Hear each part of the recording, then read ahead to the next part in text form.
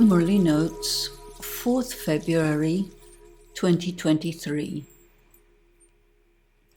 The destination is to remove all dependencies and expectations from all people, institutions, infrastructures, and social setups, and enjoy all forms of benefit through having all relationships with the One Father. This is to be done through the intellect. The mind is limited by perception and will fail you due to the impact of sense perception. Dependencies and expectations form in the mind and drag the intellect into compliance. The intellect, filled with knowledge, provides the clarity that God is reliable, and this is frequently supplemented by subtle perceptions of Baba's closeness to you and that he takes responsibility for you, provided you follow Srimat. It takes time to reach this destination because again and again you get pulled into relying on the unreliable, trusting what and who cannot be counted on. Again and again, you need to be betrayed, failed, deceived, and defrauded in order to get the point. You need to understand clearly that those whom you love in the worldly dimension continuously deceive you. Once you get the point, your focus of attention is no longer on them, and they lose their influence over you. You are free to be with God. Your interaction with them is as required by circumstances, but there is no emotional bondage. This knowledge of the Supreme Father is specifically for his children, the Saligrams. The knowledge is an instrument that enables you to accomplish his task with him. This cannot be given by a soul to another soul. Souls give information to each other based on sense perception, which keeps the world in an ever-tightening loop of karmic bondages. God gives knowledge based on what has to be accomplished. The task is to extract his children from the karmic loop and enable them to gain sovereignty, mastery over Maya and matter. Other souls are consequently liberated from the bondage of karmic loops.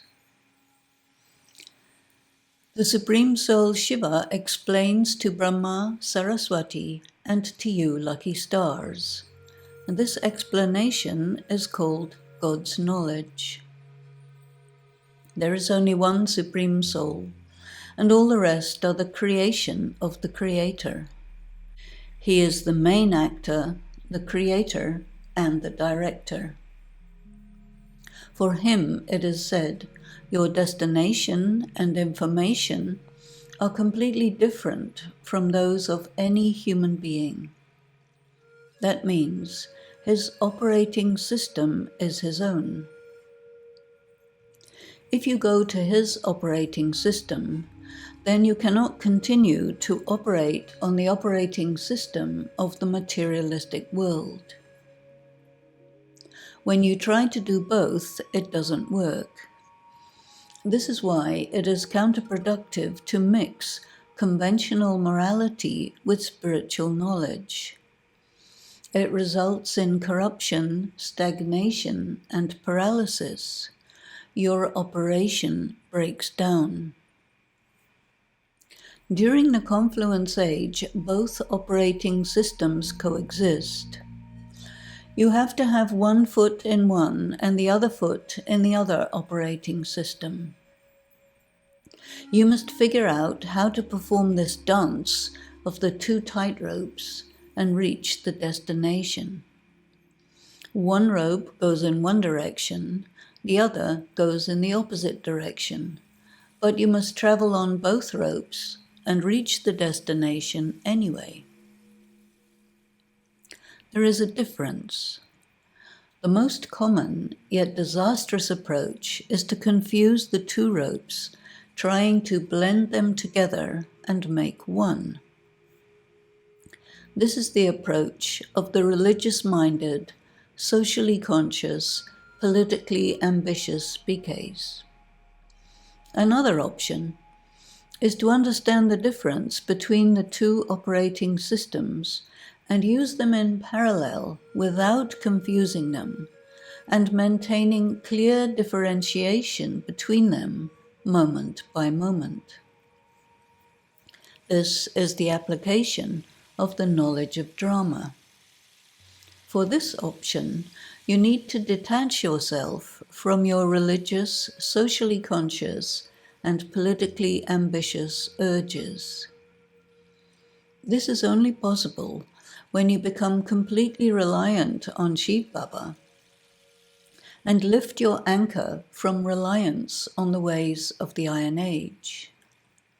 Very few choose this option because it requires taking the huge risk of shifting out of the familiar territory of the culture of the Iron Age, having courage, and being detached from the self. This is a small price to pay for the attainment of complete freedom in life and to fully enjoy living in relationship with God, your Father, Teacher, and the Satguru, from whom you attain all things, persistent good health, much wealth, and good relationships with the world, which continues for your next 21 births. You become the King of Kings. Continue to donate this imperishable wealth of knowledge.